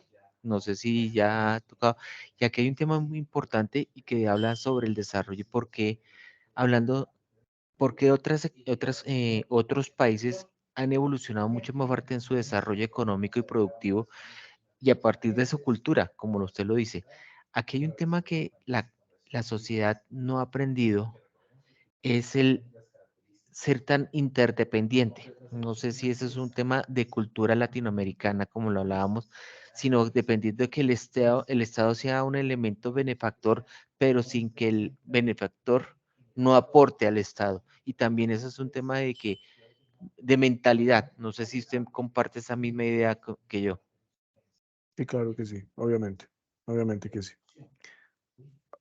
Para que aquí el profesor Hermes nos habla que el error es esperar a educar en finanzas a los adultos cuando este tema debe darse en primaria y mucho más en zonas rurales y deprimidas. Sin embargo, mientras los docentes no se concienticen, va a ser muy difícil, eso es cierto. Y hay una persona que se llama Adriana Lucía Vélez, quien dice que me da saludos, muchísimas gracias. Dice, ¿sabes que me quedó faltando un poco de información? ¿Cómo se ha pensado desde el enfoque diferencial los sectores empresariales, en especial en mi departamento, el Chocó. Claro, lo que pasa es que eh, el Chocó, como tú muy bien lo hablas, eh, eh, tiene una característica especial. Lo tomamos como ejemplo porque precisamente fue el presidente Juan Manuel Santos quien en su Plan Nacional de Desarrollo involucró exactamente lo sensible que eran las diferentes zonas o regiones que tenemos aquí en Colombia. Y dio una característica muy especial precisamente con la estadística de necesidades básicas insatisfechas, en donde el peor librado era precisamente la región del Chocó, la región de nuestra costa pacífica y en especial lo que era el Bajo, eh, todo lo que era Ismina, de ahí en adelante, y que permitía identificar exactamente que el PIB de ese departamento en el 2014 era apenas el 3% de lo que podía generar un municipio intermedio como era, o una capital intermedia como era Pereira. Claro, indudablemente la información que tenemos a nivel nacional, podríamos darnos tranquilamente toda una semana y no culminaríamos porque es bastante sensible y el poder identificar esas necesidades básicas insatisfechas que lo determina el DANE, nos da a nosotros la prioridad de poder identificar cómo regiones como lo que son Antioquia, como lo que son eh, Atlántico, el Valle del Cauca, Bogotá indudablemente, tiene un acceso muy fácil a lo que es todo lo que tiene que ver con el gobierno, salud, educación, carreteras, vías primarias, las vías terciarias en las ciudades, a pesar de que están maltrechas, aún así las hay. Y nos alejamos muchísimo, nos distanciamos muchísimo de lo que son regiones apartadas, como son el Amazonas, como son la Orinoquía, como es el Chocó mismo, como son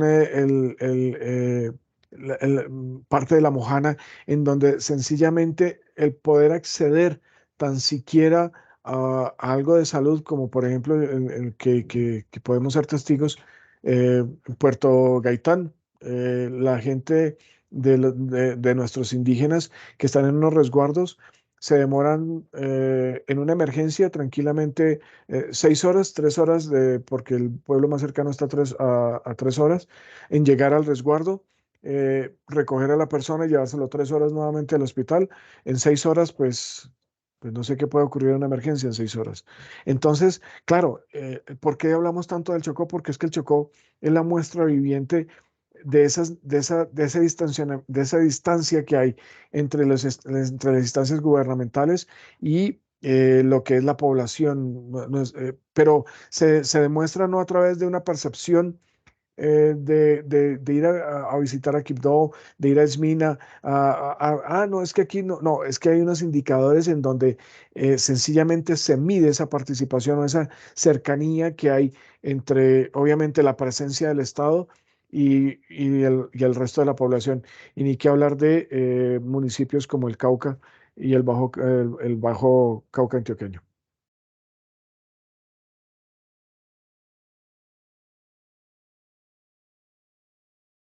Había una pregunta que había formulado eh, un estudiante o un participante, dice, quedó faltando un poco la información de cómo se ha presentado el enfoque diferencial en los sectores empresariales, en especial en el departamento de Chocó. Sí, sí, doctor Max, precisamente era Adriana Lucía Vélez, que precisamente estaba hablando del Chocó.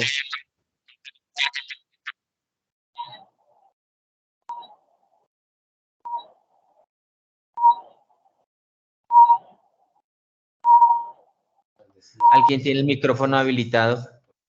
Creo que es precisamente Adriana Lucía Vélez. No sé si quiera hablarnos algo en especial.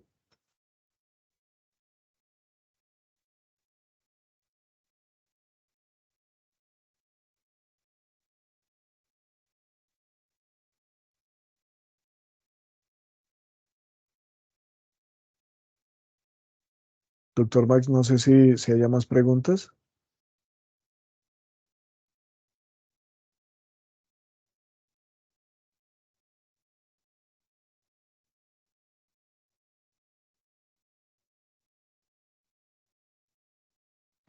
Aló, se quedaron en silencio todos. ¿Alguna otra pregunta, algún tema particular sobre este primer ejercicio, sobre este primer tema? No sé si quieran participar con algún tema adicional.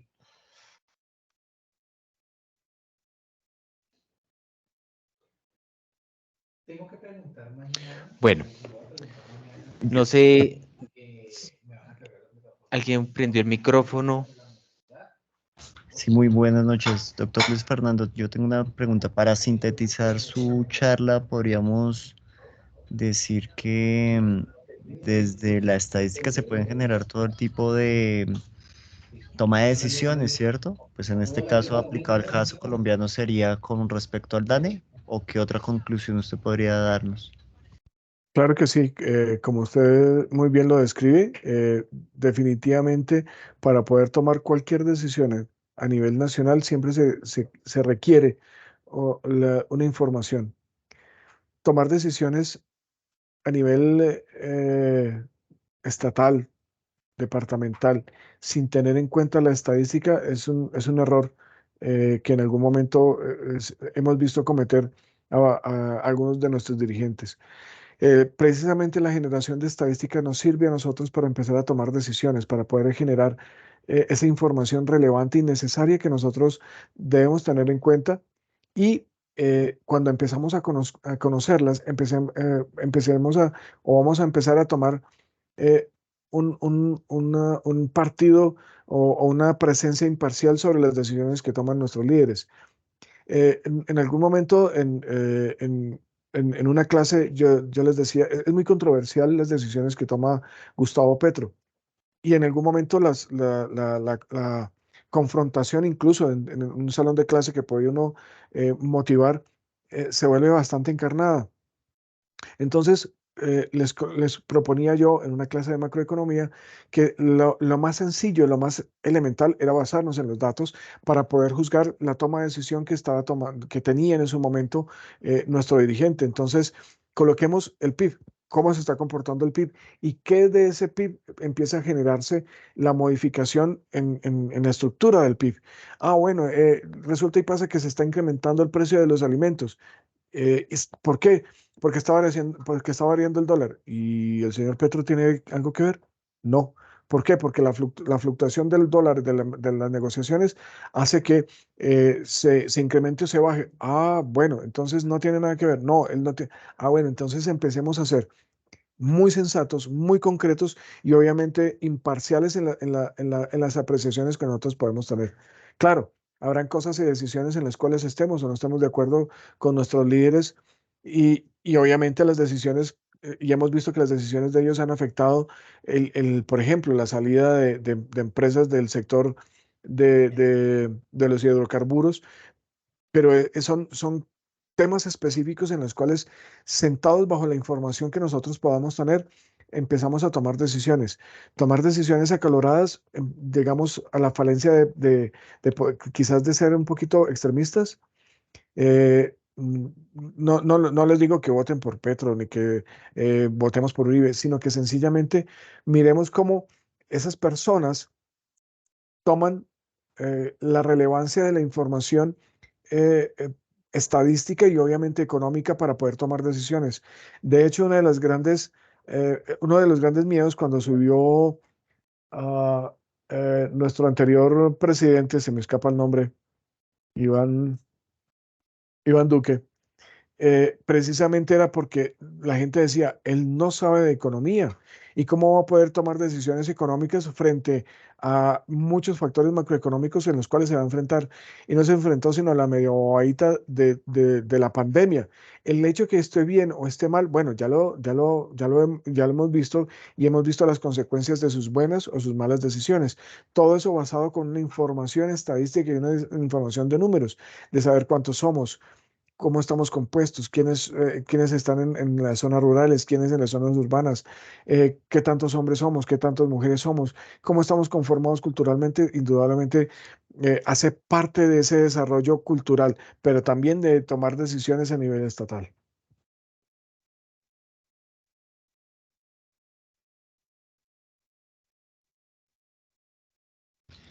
Muy gentil por su respuesta, doctor.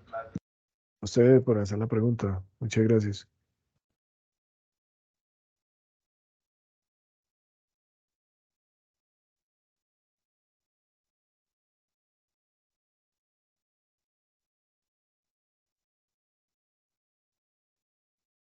Perdón, mientras se avanza, tengo otra pequeña duda. Eso sería como en el contexto socioeconómico y político. A nivel de empresa, el uso de estas herramientas que usted está hablando de la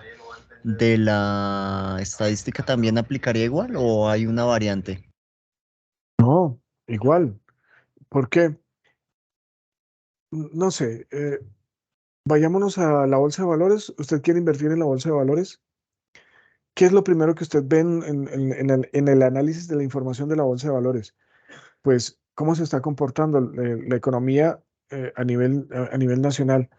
Cuando yo voy a hacer una exportación, ¿qué es lo primero que yo miro? ¿Cómo está el factor país? Es decir, cómo se está comportando ese país, cómo es su Producto Interno Bruto, cuál es el ingreso per cápita, las decisiones que ha tomado, quién lo está gobernando.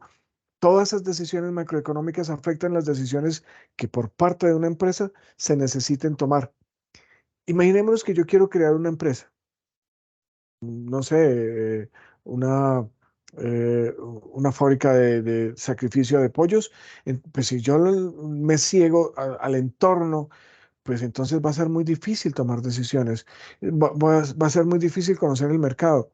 Cuando yo empiezo a mirar cómo es que se está conformando el sector, que esa información está en las estadísticas. ¿Cuál es el consumo promedio del pollo? Eso también está en las estadísticas que en gran parte se generan a través de las em, investigaciones de comercio en cada uno de los SIU, de los códigos internacionales de industria unificada. Entonces yo empiezo a entender exactamente cómo se comporta mi empresa y cómo voy a generar o cómo me voy a presentar, en qué sector puedo presentarme, en dónde puedo establecer mi empresa. Toda esa información me sirve a mí para generar una nueva empresa, un emprendimiento. Sin embargo, si ya tengo constituida la empresa, también puedo mirar cómo sería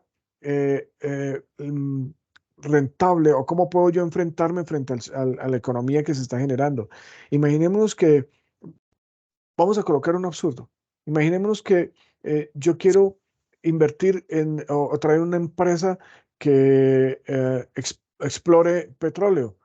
Pues entonces miremos qué es lo que está hablando nuestro presidente, miremos cuáles son las estadísticas de exploración, de exportación de petróleo, cuál es la visión que nosotros tenemos como país.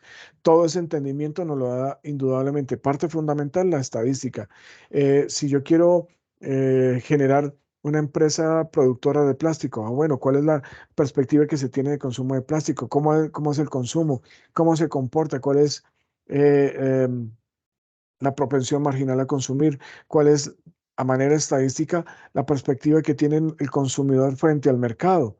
Todo eso tiene que tenerlo muy presente y hoy más que nunca nuestro empresario, nuestro eh, emprendedor que genera todos los días indudablemente nuevas empresas, nuevos emprendimientos y nuevas formas de ver el mercado. Y obviamente lo modifica. Don James Warren, cuénteme. Hola, buenas noches, muchas gracias. De nuevo yo por aquí dando guerra. ¿Me escucha bien? Perfectamente, sí, señor. Tengo una duda. ¿Qué tan blindada está esta información de los vaivenes ideológicos de los partidos, de los gobiernos, de cada cuatrienio? Lo digo porque en el caso mexicano en particular, el DANE de México es el INEGI, y el INEGI maneja una información y gracias a los discursos del actual presidente, de hecho ya casi que es un meme, se habla de que él tiene otros datos y él todo el tiempo está hablando de que él tiene otros datos. Esto en Colombia existe riesgo de que cualquiera de los gobiernos de turno le meta, digamos, algún sesgo, manipule esta información para revelar una parte o algo que le convenga a sus intereses? No, de hecho, una parte fundamental, por ejemplo, de la emisión de los datos, como son el IPC, tiene una rigurosidad bastante fuerte, bastante disciplinaria. De hecho, las personas que se dedican a generar esta información tienen unos contratos especiales. Cuando van a analizar la información a nivel nacional, prácticamente de que ellos quedan aislados completamente del mundo, no tienen conexión a internet, no tienen conexión telefónica y cuando se termina el análisis de la información, el primero que lo conoce obviamente es el director del DANE y el director del DANE es quien públicamente hace la emisión de la información. Ahí no interviene ni el señor presidente de la República, a pesar de que es el jefe directo del director del DANE porque funciona como un ministro, pero esta generación de información pues es supremamente sigilosa de resguardo. Ahora, ¿qué así se impacta? Las mediciones que se puedan generar a través de organismos internacionales como puede llegar a ser la OCDE, que eso sí, obviamente se tiene que alinear bajo unas ciertas perspectivas para que se cumplan a nivel internacional. Perfecto, muchas gracias, doctor. Entonces, con James Warren.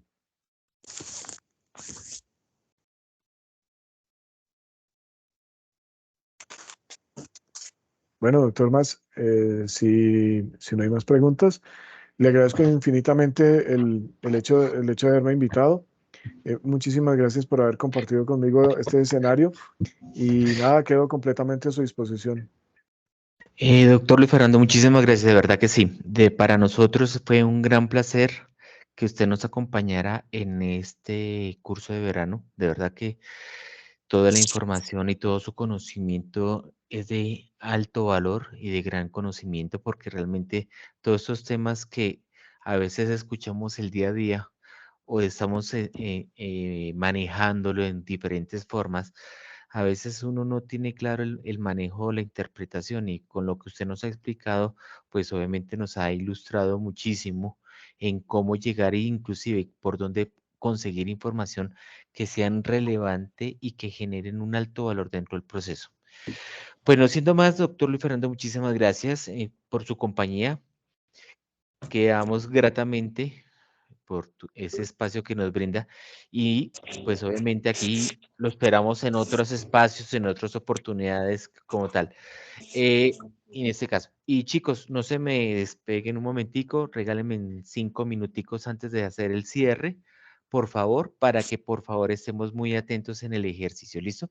Doctor Fernando, gracias por su compañía y ahora sí lo dejo descansar plácidamente. Muchas gracias, doctor Max. Es usted muy amable. Una feliz noche y una feliz noche para todos. Muy amables. Bien. Feliz noche, doctor. Muchas gracias. Bueno, mis estimados, entonces en este momento, ya mañana arrancamos con nuestro segundo conferencista que pertenece a la Universidad Autónoma del Perú, el profesor Julio Saldaña. Mañana daré todo el ejercicio protocolario para que por favor estemos presentes. Vamos a arrancar a las 6 de la tarde, de 6 a 9. Pues obviamente vamos a darle un poco de gabela para que se maneje. Veo que levantes de Julián, ¿cómo estás? Buenas noches.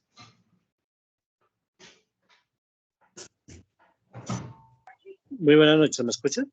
Sí, sí, te escucho. Bienvenido, buenas noches. Gracias, muy amable.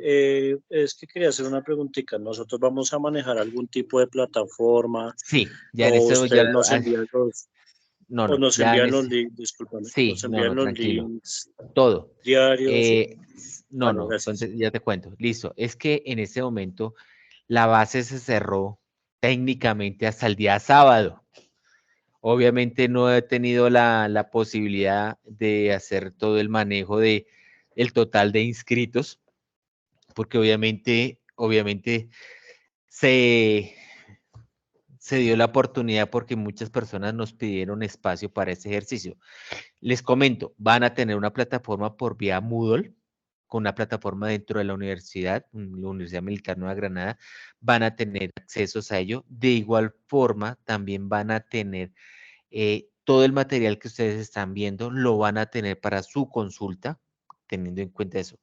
Deben tener presente, por favor, que al final de cada módulo, o sea, en el día 3 de cada módulo, como ustedes se dan cuenta, vamos a hacer un proceso de evaluación muy pequeña, donde vamos a mirar pues, conocimientos generales y adicionalmente, mañana ya si no todavía no tengo armados los usuarios, por lo menos a los correos que ya tengo en este momento, les hago llegar la estructura para el trabajo final que nos toca realizar con referente a los temas que estamos haciendo. Recuerde que la idea para que sea certificable, pues es hacer las evaluaciones de cada módulo, que son pues muy sencillas de conocimiento, y el trabajo final, que es un trabajo que es como tipo consultoría o de acompañamiento de información referente al tema que estamos desarrollando.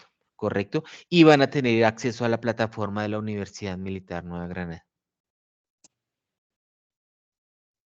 ¿Perfecto? Ok, muchísimas gracias. No, con gusto a usted. No sé si tengan alguna otra pregunta. Sí, discúlpeme una pregunta, qué pena. Ay, Dale. deja de levantar la mano, discúlpeme. Tranquilo, Como señor. algunas conferencias son más teóricas o de un contexto socioeconómico, ¿cómo eso va a impactar, digamos, en la hora de realizar el trabajo? Obviamente, claro, el tema de entre los, y eso es uno de los temas que se debatió, la idea que los conferencistas estén alineados a la caracterización del documento que están desarrollando, que obviamente les den herramientas de consulta, de investigación o de fortalecimiento para el desarrollo del tema que ustedes van a trabajar, que es un tema más empresarial. ¿Listo, Juan? Claro, entiendo. Muy Sí, amable. claro. La idea, si te das cuenta, por ejemplo, mira la de hoy. O sea, la idea hoy no es hablar macroeconomía, sino mirar es cómo sacar información para un momento en que yo tengo que hacer una consulta de mercado, una consulta de información, o cómo puede impactar los mercados a nivel nacional e internacional, todo eso. ¿Bien? Sí, señor, muy gentil, gracias. Qué No, pena con de nuevo gusto. que me salte No, como el protocolo de levantar no la se, mano. no se preocupe.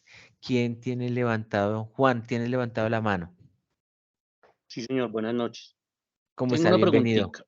Claro, sí, señor. Muchas gracias. ¿El trabajo va a ser de forma individual o de forma grupal? Muchas gracias. Claro, los trabajos de módulo van a ser individual, pero el trabajo de cierre va a ser grupal. Recuerde que hoy dentro de la presentación del curso se tuvo presente que se va a manejar grupos de trabajo, que va a ser un tema, si se puede lograr, interdisciplinario, obviamente cuando lo hablo de las diferentes universidades, para que pues obviamente generar un relacionamiento muy fuerte. Pues obviamente eso queda a la plena libertad o el entorno que se esté manejando en ese momento. ¿Listo? Muchas gracias. Con gusto. Bien, Señor Juan, ¿me puede recordar un momentico lo de la plataforma Moodle cuando la activan? Perdón. Ya creo que debo tenerla activa, mañana debería tenerla ya activa, porque teniendo en cuenta el cierre que tuvo de inscritos el sábado pasado, la idea es que ya poder haber cargado los estudiantes y a partir de eso a cada uno le haré llegar, el usuario y la contraseña para que entren a la plataforma. Listo, muchas gracias. Con gusto. No sé si queda otra pregunta, duda, inquietud, aclaración. Bien, perfecto. Listo. De igual forma, van a recibir un correo de parte mía. Mi nombre es Max Antonio Caicedo, donde van a recibir toda la información. De igual forma, esta sesión va a quedar alojada. Voy a sacar una copia de seguridad y va a quedar alojada dentro del curso, o en su defecto la descargo y se las envío a sus correos para que queden como fuente de consulta directa con un archivo de voz. Bueno, Perfecto. un video. ¿Listo? Bien. Y pues obviamente la lista de asistencia que me faltaba también tenerlo claro. La ventaja de Teams es que la arroja automáticamente, entonces eso permite de que yo la pueda descargar y pueda organizarla para hacer el control de todas las sesiones de aquí en adelante. Entonces, recuerden que es importante que no tengo claro si fue el 80% que definieron la participación como asistencia.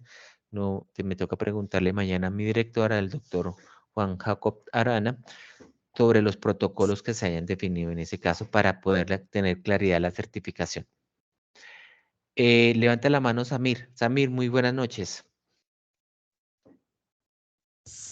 Buenas noches a todos. Disculpe, lo que pasa es que tengo una inquietud. Claro, Al sí, señor, cuénteme. mencionar que el trabajo final se realiza en grupos, si Sí. mal no escuché, quisiera saber cómo sería la elección de los grupos, ¿lo elegiríamos nosotros los Tengo estudiantes? entendido que inicialmente la idea es que queda a mera libertad, creería yo a mera libertad entre ustedes.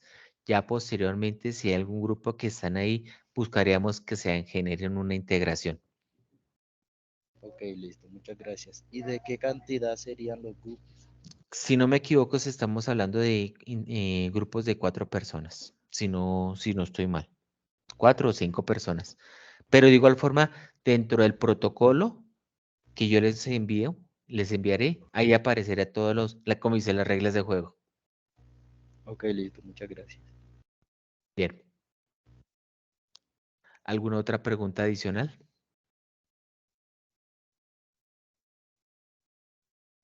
No, señor. Bueno, yo creo que No, con señor, muchas esto, gracias. no, yo creo que con esto hay un tema importante, eso es fundamental. Si entraron con un correo diferente, ahí sí me matas, Alejandra, porque realmente me queda como muy complejo cuando yo cruce contra las listas de asistencia. Si en algún momento te pediría el favor para hacer la validación de la asistencia en estos días, cuando ya lo tenga la oficial, pues yo haré cruces y teniendo en cuenta si hay una persona diferente, pues obviamente haremos un cotejo para el tema. ¿Listo?